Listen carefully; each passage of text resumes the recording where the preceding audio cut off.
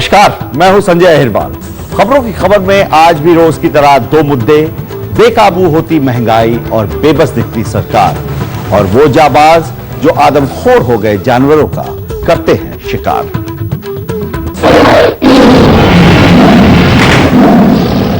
वो जंगल का राजा है, हमारी कुदरत की ये अनमोल देन।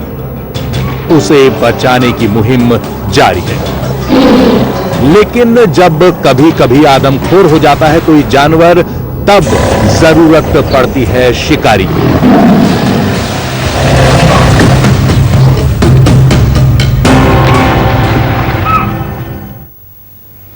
जिम कॉर्बेट के जंगल में आज बाघ बेखौफ घूमते हैं। अब कम लोगों को याद होगा कि जिम कॉर्बेट एक मशहूर शिकारी था। उसने शिकार किए, उनकी रोमांचक कहानियां लिखी और सबसे आखिर में जंगली जानवरों के संरक्षण को अपनी मुहिम बनाया। आज बाघों और दूसरे विलुप्त हो रहे जानवरों को बचाने की जो मुहिम चल रही है, उसमें कॉर्बेट का भी कुछ हिस्सा है। लेकिन कॉर्बेट की जो दूसरी भूमिका रही, आदमखोर जानवरों को मारने की ताकि बाकी जानवर बदनाम ना हो, उसके भी वारिस बचे हुए हैं। वो शानदार शिकारी जो आदमखोर हो गए जानवरों को ठिकाने लगाते हैं। आज बात ऐसे ही जाबाज शिकारियों की। इन्हीं में से एक हैं लखपत सिंह। लखपत सिंह ने अब तक 34 आदमखोर जानवरों को मारा है। 5 को मारना बाकी है।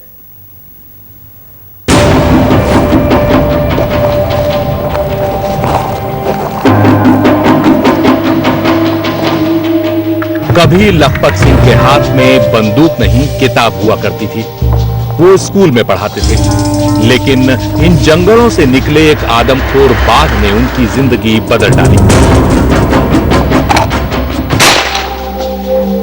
ये साल 2002 की बात है। बाघ ने उनके स्कूल के कई बच्चों को मार डाला। अपने बच्चों की खातिर लखपत सिंह को बंदूक उठानी पड़ी। 2002 में आदबद्री क्षेत्र में जो बाघ लगा था, वो लगातार बच्चों को मार रहा था, और यहाँ तक कि जिन बच्चों को हम पढ़ा के घर भेजते थे शाम को, उनका ये पता नहीं चलता था कि सुबह वास्तव में वो बच्चा लौटेगा या नहीं लौटेगा। और आए दिन स्कूलें भी बंद हो जाती थी। तो मेरे दिल में भी एक टीस हो रही थी, क्यों ना मैं इन बच्चों के हत्यारे बाघ को मारकर इन बच्चों की आत्मा को शांति दूं। 8 महीने के अथक प्रयास के बाद जंगलों में भटक के, और तब जाके 15 मार्च 2002 को मेरे द्वारा ये बाघ मारा गया। 15 मार्च 2002 की वो तारीख लखपत सिंह को आज भी याद है।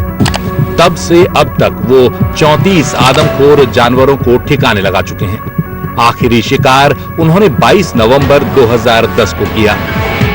हालांकि इस खतरनाक मुहिम में अपनी बंदूक छोड़कर कोई और बचाव उनके साथ नहीं होता। सरकार न कोई खर्च देती है, न किसी किस्म का उनका कोई बीमा होता है। यह सिर्फ हौसला है जिसके बूते लखपत सिंह 60 साल की उम्र में भी काम कर रहे हैं, ये ख्याल रखते हुए कि उनकी बंदूक का निशाना किसी मासूम जानवर को न बनना पड़े। एक आदमखोर बाघ की तलाश और सही पहचान में कई बार महीनों लग जाते हैं। बाघ ट्रैप करने में तो कभी कभी तो बहुत कम टाइम ही लगता है। कभी 12 घंटे में मारा जाता है, कभी 6 दिन में मारा जाता है, कभी तो 3-3 महीने इस टाइम पे लग जाता है, जिसमें हमको जंगलों में ही रहना पड़ता है, जंगलों में ही खाना पीना पड़ता है, और दिल को एक टीस लगती है। इतने खर्च करने के बाद भी कोई खर्च के बारे में हमको पूछता नहीं है, और न ही कोई सामान देता है। अब भी वन विभाग ने उन पर 5 और आदमखोर जानवरों को खत्म करने की जिम्मेदारी सौंपी हुई है, लेकिन इस हिम्मत का न कोई इनाम है, न ही इस हौसले की कोई कद्र है। लखपत सिंह के दादा लछम सिंह भी शिकारी थे। 1912 के ये दस्तावेज बताते हैं कि अंग्रेजी हुकूमत एक आदमखोर को मारने के लिए उन्हें 2 आने दिया करती थी, पर आज की सरकार लखपत सिंह को आदमखोर मारने के लिए केवल परमिट देती है, पैसा नहीं।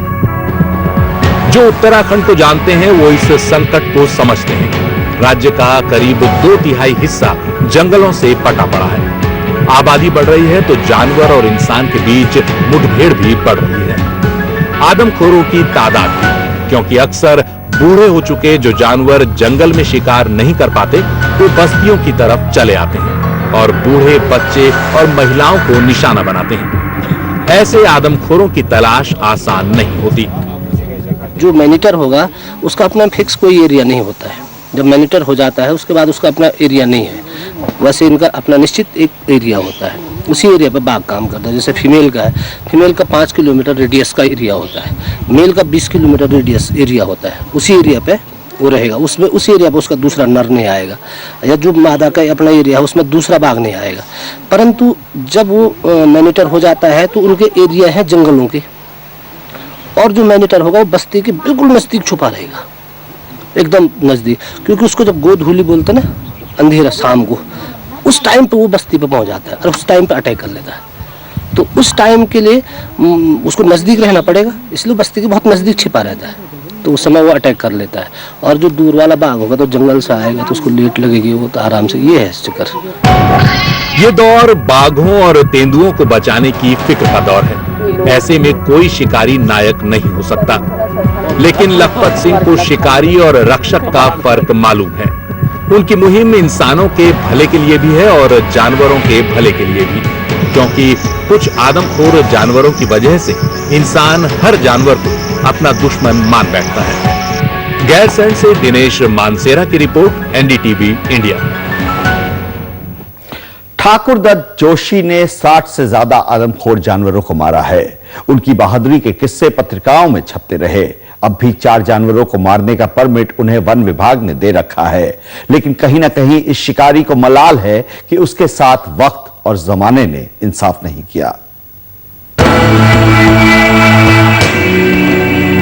जिम कॉर्बेट पार्क के पास कोटाबाग में रहने वाले ठाकुर दत्त जोशी अपने पोते कमल के साथ पुरानी यादों को सहेज रहे हैं। इन धूल खाए पन्नों में दर्ज हैं उनकी बहादुरी की कहानी, वो किस्से जब उन्होंने आदमखोर जानवरों से मुठभेड़ की। 78 साल के हो चुके ठाकुर दत्त अब तक 60 से ज्यादा आदमखोर जानवरों को मार चुके हैं। पहले वन विभाग में काम करते रहे। वन विभाग के अफसरों के कहने पर वो बंदूक उठाते रहे और सिर्फ उत्तराखंड में ही नहीं, हिमाचल प्रदेश, हरियाणा और यूपी तक जाकर नरभक्षियों से मुठभेड़ करते रहे। जब मैंने इधर 2-3-4 केस करे मारे हैं तो तब से मेरी कुछ वैल्यू बढ़ गई थी। तो उनका शिकारी ठाकुर तो जोशी हैं वहाँ, तो हम मुझको चलो मुझे ले गया अशोक सिंह साहब वहाँ, खुद खटिया बांधी बैठ गया मेरे साथ, एक गेम बाद बैठ गया। गेम में हम बैठे, दिन छिपने का टाइम था, तो कुछ आवाज़ हुई, थोड़ी सी आवाज़ हुई तो खट चारो वो आ गया, टाइगर आ गया। जो मेरे साथ हेल्पर था वो टॉर्च दिखाने वाला, और वो सारे ने आंखें बंद कर दी टाइगर को देख के।